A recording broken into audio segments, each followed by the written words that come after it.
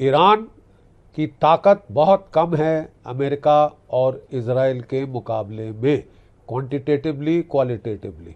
आगे क्या होगा, कितने दिन चलेगा, अंजाम क्या होगा, एंड रिजल्ट क्या होगा। आपने किसी देश के ऊपर हमला करना है तो ये जो नई फिलॉसफी है ये बड़ी सिंपल है, ठीक है, बहुत सीधी है कि लड़ाई के पहले दिन या लड़ाई शुरू होने के पहले जो टॉप लीडर है आप उसको असैसिनेट कर दो, टॉप लीडरशिप को खत्म कर दो। वर्ल्ड वॉर 2 के पहले आप आइजनहावर को मार डालो, ये that is the new pattern of warfare. Donald Trump को ये शैली बड़ी पसंद आई है क्योंकि ये उनको सस्ती और टिकाऊ विक्ट्रीज दे सकता है बगैर putting boots on the ground. देखना यह है कि कितनी देर टिक सकता है, कितना नुकसान कर सकता है, क्या वो इतना नुकसान दुनिया की इकोनॉमी को, रीजनल इकोनॉमी को, अमेरिका की इकोनॉमी को कर सकता है। ईरान इजराइल अमेरिका का युद्ध आज अपने 6वें दिन में है साहब, ठीक है, आज अपने 6वें दिन में ये युद्ध जा रहा है और ईरान की ताकत बहुत कम है अमेरिका और इजराइल के मुकाबले में, क्वांटिटेटिवली क्वालिटेटिवली।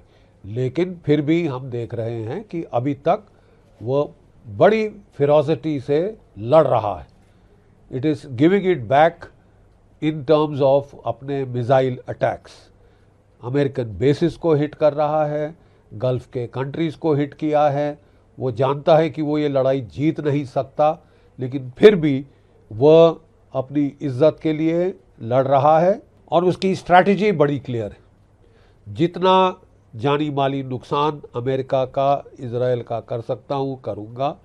दुनिया में इकोनॉमिक क्राइसिस क्रिएट करके ये लड़ाई बंद कराने का दबाव डालूँगा और वो जो ऑयल प्राइस है दुनिया की उसको एज इकोनॉमिक वॉरफेयर में वेज करूँगा।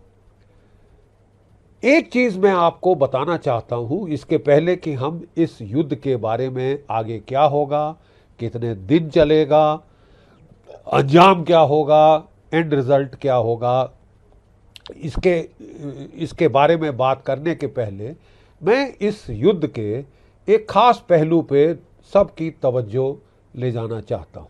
पहली बार दुनिया में हमने एक जो एआई सॉफ्टवेयर्स का इस्तेमाल देखा है, जो कि आपकी ह्यूमन को, आपकी जो इलेक्ट्रॉनिक सर्वेलेंस, साइबर वॉरफेयर, आपका मोबाइल के ऊपर मॉनिटरिंग, ये सब को जोड़कर वो एक उन्होंने एआई का सॉफ्टवेयर बनाया है जिसको वो pattern of life panorama software कह रहे हैं, इजरायलीज और अमेरिकन्स।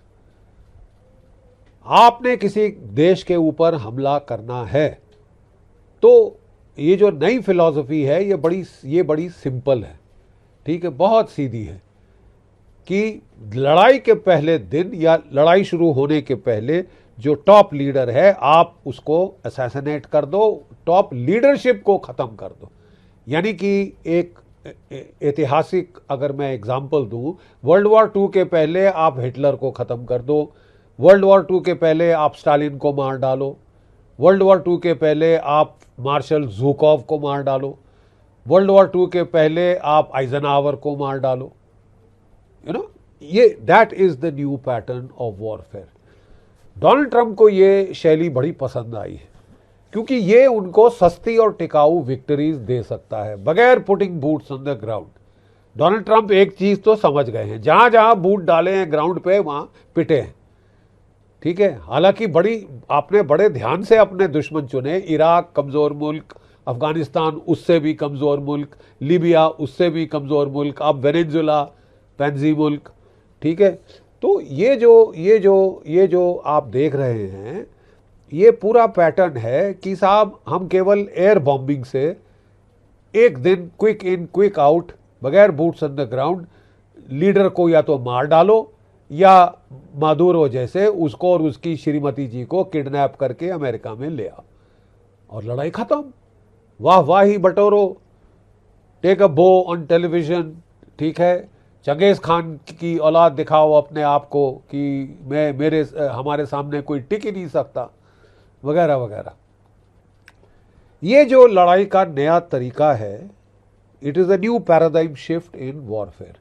एक पैराडाइम शिफ्ट हमने हाल में देखा है ड्रोन वॉरफेयर, वो अभी भी लागू है। ये दूसरा पैराडाइम शिफ्ट आया है जिसमें आप एक synthesis of all means HUMINT, TECHINT, electronic warfare, electronic snooping, mobiles का सर्वेलेंस, ये करके जोड़ के फिर आप जो टारगेट लीडर है आपका, दुश्मन का प्रेसिडेंट, प्राइम मिनिस्टर, आप उसकी सारी गतिविधियां पूरे दिन की दिनचर्या पकड़ते हैं, पैटर्न सेट करते हैं, कब उठता, कब खाना खाता, कब व्यायाम करता, कब गार्डन में वॉक के लिए जाता है, कब दफ्तर जाता है, कब आता है, कहाँ से जाता है, कहाँ से आता है, इत्यादि इत्यादि। और फिर छोड़ के उसके लिए एआई सॉल्यूशंस देता है कि कैसे इसको खलास किया जाए। ये देखिए पहली बार इसको अनवेल किया इजराइल ने। इनोवेशन में इजराइल का दूसरा सानी नहीं है इस देश में, खासकर युद्ध के अंदर इनोवेशन। ठीक है, उन्होंने जब हेजबुल्ला सबसे ताकतवर गुरिल्ला ऑर्गेनाइजेशन थी मिडिल ईस्ट में, 2003 के युद्ध में उन्होंने बड़ी जम के लड़ाई लड़ी थी इजराइल के साथ। काफ़ी नुकसान दोनों साइड का हुआ था, लेकिन पिट तो गए, लेकिन बड़ी जम के लड़ाई दी थी। मतलब ये पैलेस्टीनियन सर्कल्स में उनकी बड़ी वाहवाही हुई थी वगैरह। इस ऑर्गेनाइजेशन को 2024 में इजराइल ने ठोका, और लड़ाई शुरू होने के पहले, उनकी इन्वेजन शुरू करने के पहले उन्होंने नासरुल्लाह को मार दिया, उसका नंबर 2 आया, उसको मार दिया, नंबर 3, नंबर 4, नंबर 5, कोई आना ही नहीं चाहता था। यानी यहाँ तक हालात हो गई। पेजर्स के साथ अंदर बॉम्ब लगाए, और जो कितने सारे अफसर, उनके लीडर, बहुत दर्जों पे उनको मार डाला। ठीक है साहब, और शेकअप कर दिया ऑर्गेनाइजेशन को हमले के पहले, मेन हमले के पहले, मतलब झिझोड़ कर रख दिया। Because of this command and control decapitation strike, command and control decapitation strike, झिझोड़ के रख दिया हिजबुल्लाह को। उसके बाद पिछले साल जून में जो 12 दिन की लड़ाई हुई ईरान के साथ, उन्होंने इसको दोहराया, और खूब सारे उनके टॉप कमांडर, IRGC के, ये वो हानिये वगैरह, कितने लोग वहाँ पे उन्होंने मार डाले, यही सॉफ्टवेयर, AI सॉफ्टवेयर का इस्तेमाल करते। और वो एक दर्जे ऊपर गए, जो कि ईरान के जो ट्रैफिक कंट्रोल कैमराज, जो ट्रैफिक मॉनिटरिंग करते हैं, उनमें हैक करके घुस गए। साइबर वॉरफेयर के चलते हैक करके घुस गए, और जो भी IRGC के कमांडर की कॉन्वॉय जा रही है, ये जा रही है, वो जा रही है, उसके बारे में उन्होंने पहले से पकड़ लेते थे कि कहाँ जा रहा है, कौन किधर जा रहा है, उनको पूर्ण रूप से पता होता था। और जब कमांडर जाते हैं तो वो अपने, जब कमांडर जाते हैं तो वो अपने पूरे काफिले में जाते हैं, वो पूरे काफिले में जाते हैं। ठीक है साहब, लेकिन यहाँ पे काफिले में जाना तो दरकिनार, उन्होंने उसकी वजह से पकड़ लिया कहाँ पे मीटिंग हो रही है, कहाँ पे कॉन्फ्रेंस हो रही है, और उनको उड़ा दिया। इस धक्के के बाद ईरान ने बहुत सबक सीखे। उन्होंने ऑर्डर पास किए कि कोई भी कमांडर अपने मोबाइल फ़ोन कैरी नहीं करेंगे, लेकिन अब वो नहीं कैरी कर रहे थे। हमने देखा कि उनके जो ड्राइवर, उनके गार्ड, उनके सिक्योरिटी, वो कैरी कर रहे थे ये मोबाइल फ़ोन जो कि ट्रैक किए जा सकते हैं। ठीक है, और जो मोबाइल फ़ोन जो कि ट्रैक किए जा सकते हैं। लेकिन ईरान ने एक बहुत तगड़ा सबक सीखा। हालांकि ये पैराडाइम शिफ्ट है, इसके अंदर आपके पैराडाइम ऑफ वॉर में ये पैराडाइम शिफ्ट है। लेकिन ईरान ने, हमें हैरान हो गए देखकर कि बड़ी बखूबी से इसका एक तोड़ ढूंढा। उन्होंने डिसेंट्रलाइज कमांड कर दी। उन्होंने कहा कि किसी भी लड़ाई के पहले हमारी टॉप लीडरशिप टारगेट होगी, तो साहब जो हमारे काउंटर स्ट्राइक के प्लान हैं, खासकर मिसाइल के, ड्रोन के, उसके लिए कोई हुक्मों का इंतज़ार ना करो। 31 डिस्ट्रिक्ट हैं, ईरानियन रेवोल्यूशनरी गार्ड कोर के ईरान में तेहरान शामिल 30 और डिस्ट्रिक्ट हैं। जो सारे ईरान के मिसाइल और ड्रोन हैं वो किसी एक दो इक्की दुक्की जगह पे नहीं है, पूरे ईरान के पहाड़ों में फैलाए हुए। अंडरग्राउंड सिटीज़ हैं जहाँ पे स्टोर्ड हैं, अंडरग्राउंड फैक्ट्रीज़ हैं जहाँ पे बनते हैं, और ये जो अंडरग्राउंड सिटीज़ हैं वहाँ से बहुत सारी टनल्स बाहर जाती हैं, एक नहीं 3 4 5, और उनके थ्रू जाके जो मिसाइल लॉन्चर हैं वो बाहर जाते हैं, फायर करते हैं वापस अंदर। कई जगह उन्होंने सिविलियन ट्रक्स पे, सिविलियन जो आपके बड़े बड़े ट्रक्स हैं उनके ऊपर सिविलियन ट्रक के भेष में मिसाइल लॉन्चर लगा रखे हैं। इनको मतलब 24/7 सर्वेलेंस करना, कब आया कब गया, कब ठोकें, कहाँ पे है कहाँ नहीं है, ये थोड़ा पेचीदा काम हो जाता है। और इसके चलते उन्होंने कहा कि भाई हमने वॉर गेम कर लिया है, सबको पता है क्या करना, कोई आदेश ना आए। और आप टेलीविजन पे सुनते हैं कि साहब टॉप लीडरशिप मारी गई है, ठोक दी गई है, सीधा जो आपको आदेश लास्ट दिए गए थे उन पे अमल करो। और इसीलिए हमने देखा कि जब जून में 12 दिन की लड़ाई हुई थी, इजराइल और ईरान के बीच पहले शुरू हुई थी, आखिरी दिनों में अमेरिका कूदा था नतान्ज की न्यूक्लियर फैसिलिटी हिट करने के लिए, जिसको बोला बर्बाद कर दिया, फिर हिट कर रहे हैं, वो दूसरी बात। लेकिन बात ऐसी है साहब कि ये जो है ये डिसेंट्रलाइज कमांड कर दी, अथॉरिटी डेलीगेट कर दी। 12 दिन की लड़ाई के बाद इनको 18 घंटे लगे थे पलटवार करने में। 28 फरवरी को जब इनके ऊपर हमला हुआ, 1 घंटे में पलटवार कर दिया। मतलब सोफिस्टिकेटेड से सोफिस्टिकेटेड हथियार भी अगर इस्तेमाल किए जाएं डीकैपिटेटिंग स्ट्राइक के लिए, डीकैपेसिटेशन स्ट्राइक के लिए, उसका भी तोड़ सिंपल और आसान हो सकता है, और ईरान ने करके दिखा दिया है। पहले दिन देखिए, ईरान के साथ बातचीत का ढोंग डोनाल्ड ट्रंप कर रहे थे, क्योंकि वो ज़्यादा फोर्सेस ईरान के पास पहुंचाना चाहते थे लड़ाई के लिए।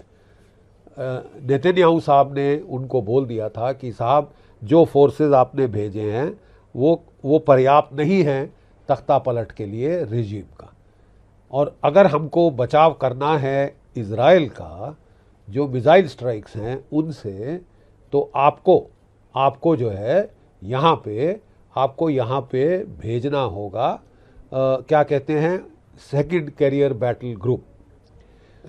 इसके चलते डोनाल्ड ट्रंप ने जो 6 महीने से वेनेजुला के खिलाफ ऑपरेशन में हिस्सा ले रहा था, Gerald Ford, biggest aircraft carrier in the world, Nimitz class carrier, उसको उन्होंने वहाँ से भेजा यहाँ तक, और जो 10 दिन लगे आने के लिए उन्होंने उसमें इनके साथ बातचीत का नाटक किया।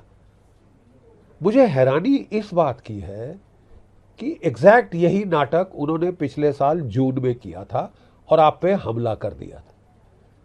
मुझे समझ नहीं आया कि किस बिना पर ईरान की लीडरशिप ने अमेरिका पे दूसरी बारी विश्वासघात के बाद विश्वास किया, दूसरी बारी। ठीक है साहब। और इसके चलते उन्होंने 27 तारीख को एक कॉन्फ्रेंस बुलाई थी, इसकी इंटेलिजेंस लीक हो गई मोसाद को, और उन्होंने स्ट्रेट अवे अमेरिका को चेता दिया कि बड़ी कॉन्फ्रेंस होने वाली है। दोनों ने बातचीत करी और कोऑर्डिनेट किया कि हम ये जो कॉन्फ्रेंस है इसको हिट करके टॉप ईरानियन लीडरशिप को हेडलेस कर देंगे, मतलब धड़ से काट देंगे। ये कॉन्फ्रेंस पोस्टपोन हो गई और अगले दिन शिफ्ट हो गई। कॉन्फ्रेंस हो रही थी जो कि पश्तून कॉम्प्लेक्स है तेहरान में, है, जहाँ पे खमैनी साहब का बंगला और इमारत और पेजेस्कियान साहब जो कि ईरान के प्रेसिडेंट हैं उनकी इमारत थी।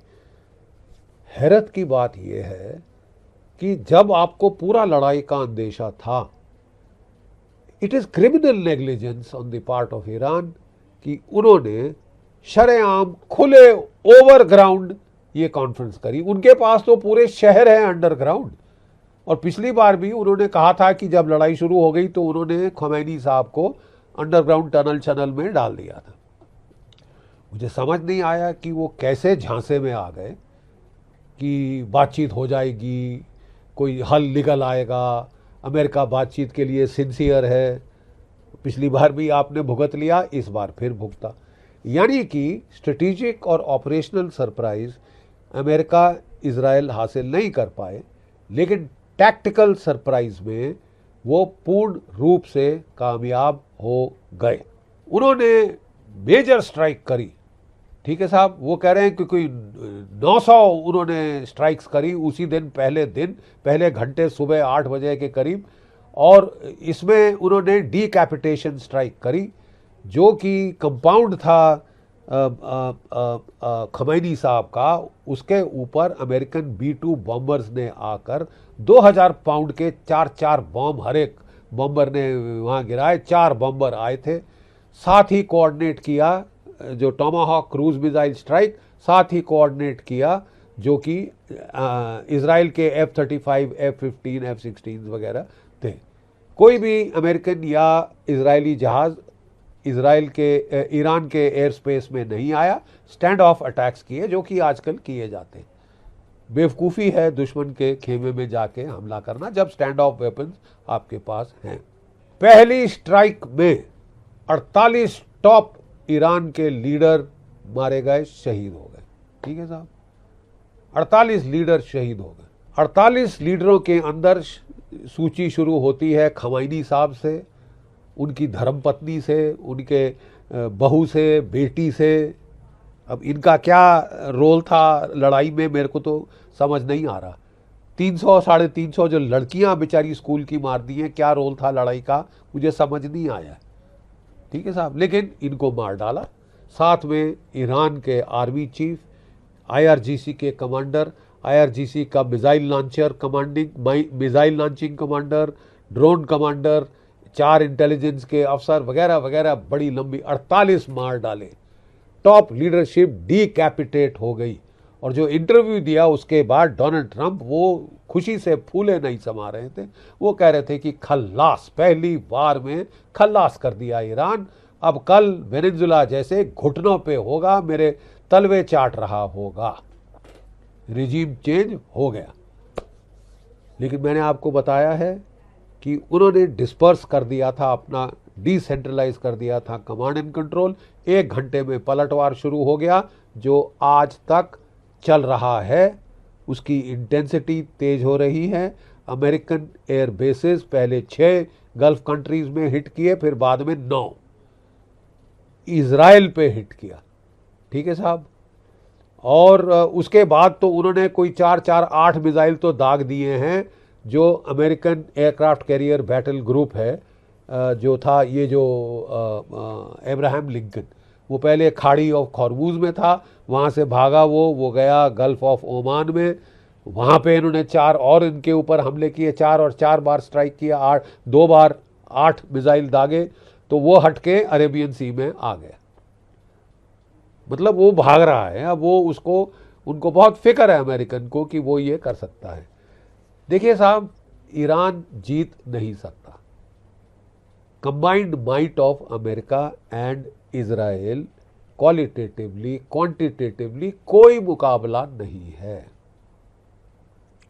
लेकिन ईरान के लोग एक बड़ी पुरानी सभ्यता है, 2000 साल पुरानी, और वो लड़ाके लोग हैं। अनलाइक वेनेजुला वो लड़ाके लोग हैं, अपनी देश की वफादारी वो जानते हैं। ठीक है, 8 साल वो लड़े थे सद्दाम हुसैन के पास, जब उसने उनके खिलाफ केमिकल वॉरफेयर वेपन्स का इस्तेमाल किया था। 1 बिलियन ईरानियन जो थे वो मारे गए थे, but they did not flinch, they carried the war on. And Iranian civilization traditionally losing battles fight करती है, लेकिन टेनासिटी, वो बहुत टेनेशियस फाइट करते हैं। तो लड़ाई के पहले आपने ये सब चीज़ें स्टडी कर ली होती। बहुत ब्रेन पावर है अमेरिकन आर्म्ड फोर्सेस में, अमेरिकन थिंक टैंक्स में, लेकिन अगर आप अपने कमांडरों की सुने ही नहीं।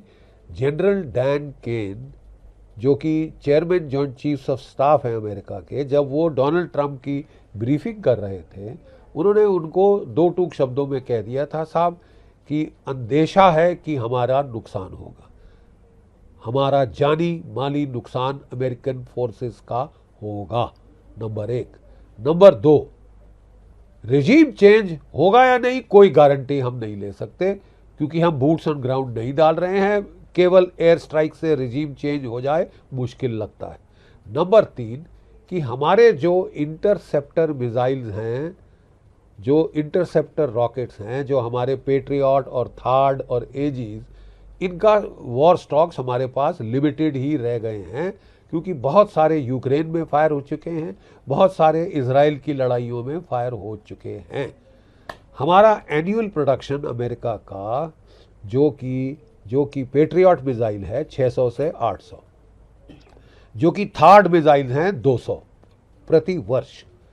चीन ने बैन लगा दिया है रेयर अर्थ की एक्सपोर्ट का, जिससे कि वो इलेक्ट्रोमैग्नेट्स वगैरह ये सब बनते हैं, गाइडेंस के लिए निहायत ज़रूरी। तो मतलब साहब, अब ये जो लड़ाई का दारोमदार, ईरान के पास कोई no air force worth the name, no bloody navy worth the name. Pete Hegseth साहब जितना छाती पीट के बोल दें, इतने जहाज उतने जहाज गिरा दिए, it's not a navy worth the name. Israel के पास जो एकमात्र दो चीज़ें हैं जो खतरनाक हैं, वो हैं उनके मिसाइल और उनके ड्रोन। मिसाइल 3 से 5 हज़ार हैं और ड्रोन कोई 30 से 80 हज़ार के करीब, 30 से 80 हज़ार, जिसके शाहिद 130 ड्रोन जो हैं वो रूस को भी बड़े फायदेमंद लगे हैं, और अमेरिका ने उनको रिवर्स इंजीनियर करके कॉपी किया। ठीक है साहब, इतने वो कारगर ड्रोन्स हैं।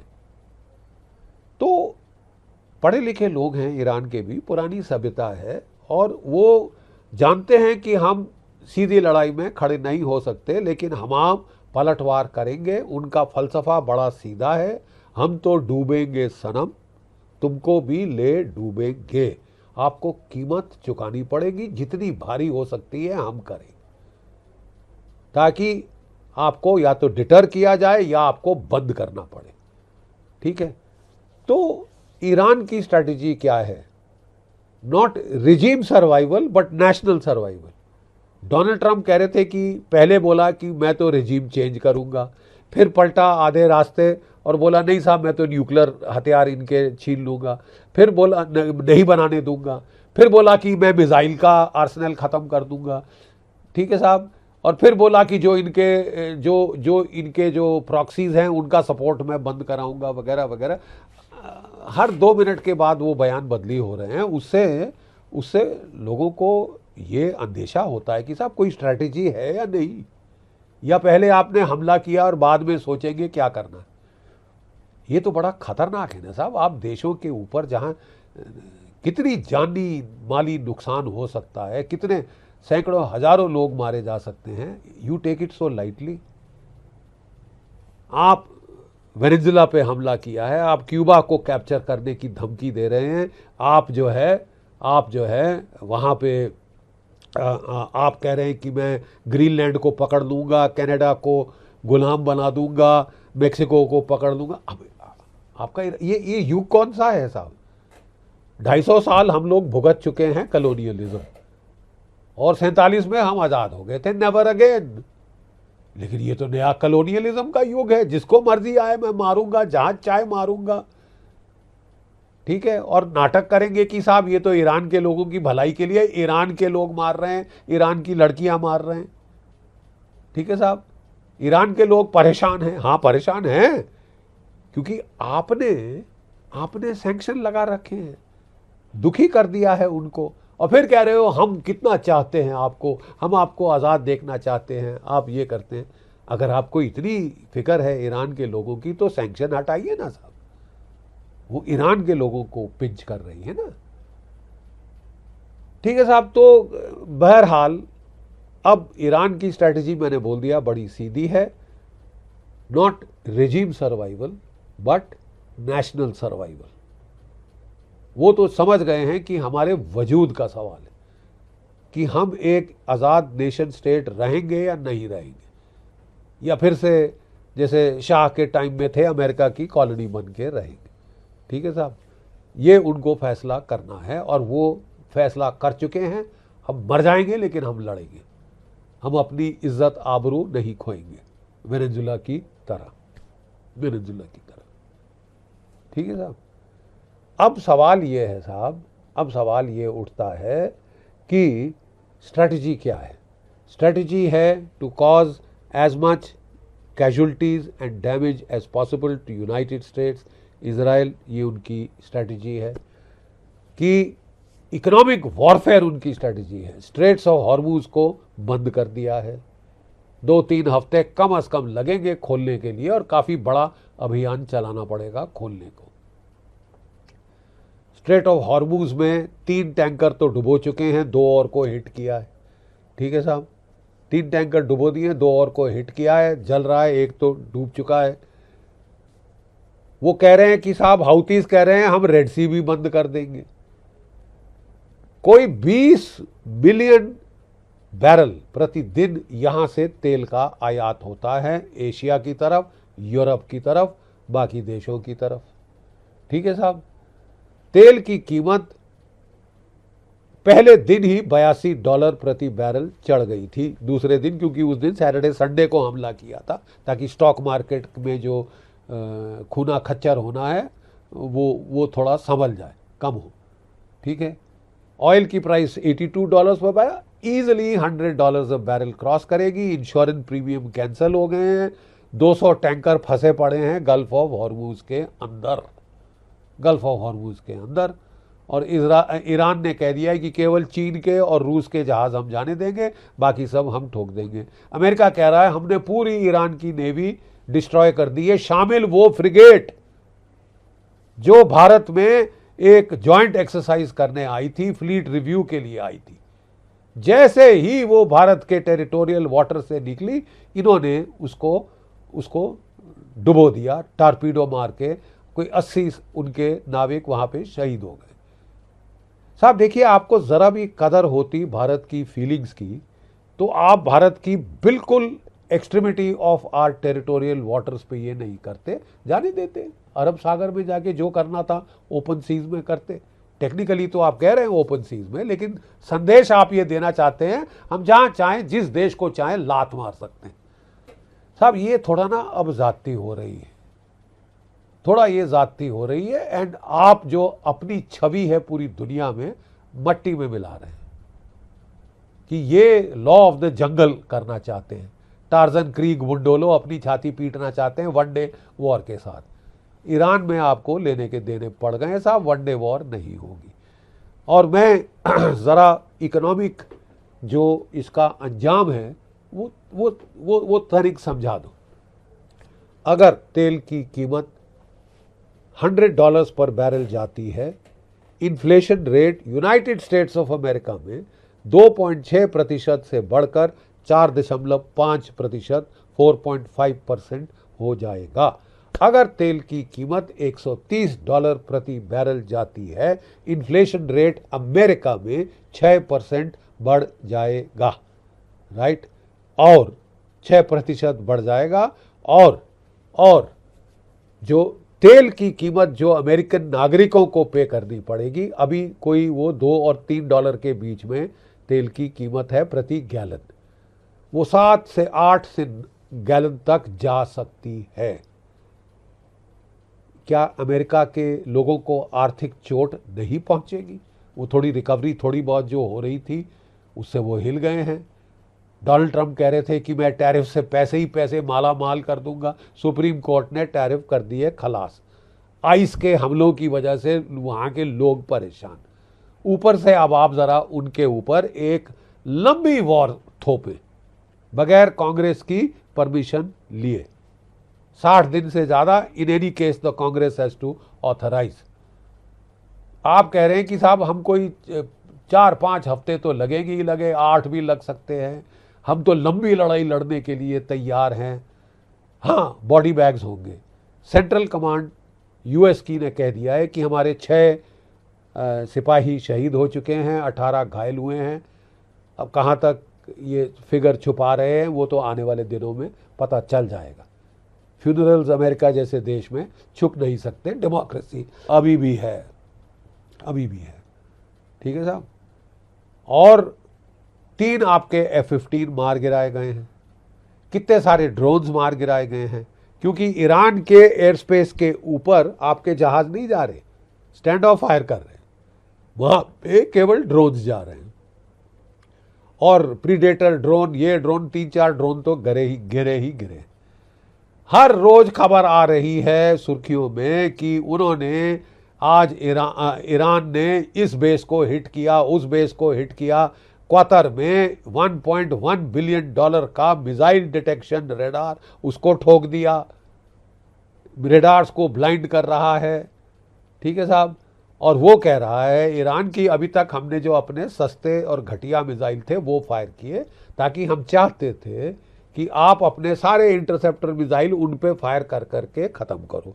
एक ईरान के मिसाइल को मार गिराने के लिए कम से कम 2 पेट्रियट या थार्ड फायर करना पड़ता है। ये स्टैंडर्ड एंगेजमेंट प्रैक्टिस। 400-450 मिसाइल से ज़्यादा तो फायर कर दिए हैं ईरान ने, तो इसका मतलब 800-900 के करीब ये भी ख़त्म हो गए। 1 साल की प्रोडक्शन ख़त्म होने वाली है पेट्रियट्स की। ठीक है साहब। अब कौन जीतेगा ये लड़ाई, इसका मैथमेटिक्स जो है साहब, इसका मैथमेटिक्स टिका है मिसाइल रिथमेटिक पे। ठीक है, मिसाइल इक्वेशन पे। क्या ईरान के ऑफेंसिव मिसाइल पहले ख़त्म होंगे या अमेरिका और इजराइल के इंटरसेप्टर मिसाइल्स। पिछले साल ये ड्रामा चला था 12 दिन।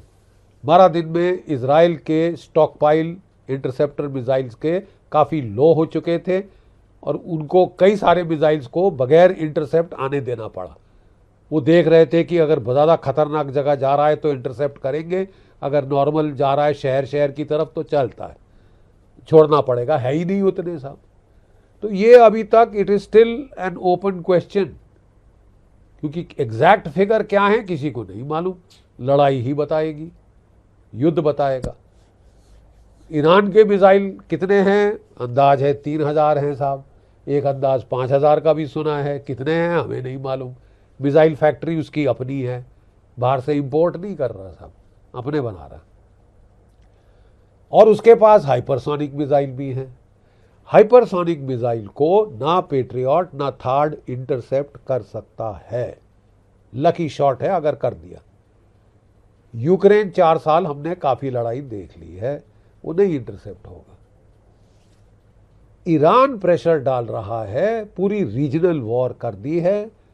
इंफ्रास्ट्रक्चर क्या कहते हैं, रिफाइनरी सऊदी अरेबिया में हिट की है, नेचुरल गैस क्वातर में हिट की है, और होटलों को हिट किया है दुबई में, जो कि दुनिया की सबसे सुंदर टूरिस्ट स्पॉट था, जहां पूरी दुनिया की जो कॉरपोरेट सेक्टर के हेडक्वार्टर वहां पहुंच गए थे, क्योंकि ये पीसफुल क्वाइट एरिया था।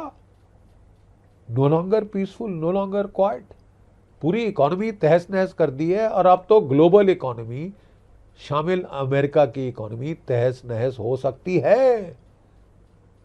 मिड टर्म इलेक्शन ईयर है साहब, डोनाल्ड ट्रंप साहब को ये सोचकर करना चाहिए था, बहुत सोचकर करना चाहिए था। डोनाल्ड ट्रंप कह रहे थे कि मेरे पहले 7 प्रेसिडेंट्स ने नहीं किया। आपको सोचना चाहिए था कि क्यों नहीं किया, क्योंकि उनको बताया गया कि कॉन्सिक्वेंसेस ये और ये हो सकते हैं, और उन्होंने समझा कि अकलमंदी है कि ऐसा युद्ध छेड़ा ना जाए। It is easy to start wars, it is difficult to end them. Larijani, जो कि नेशनल सिक्योरिटी काउंसिल का सेक्रेटरी है ईरान का, उसने कहा साहब अमेरिका हफ्तों की लड़ाई के लिए तैयार है, हम महीनों की लड़ाई के लिए तैयार है। 8 साल हम इराक से लड़ चुके थे जब वो हम पे केमिकल वॉरफेयर वेपन्स ठोक रहा था।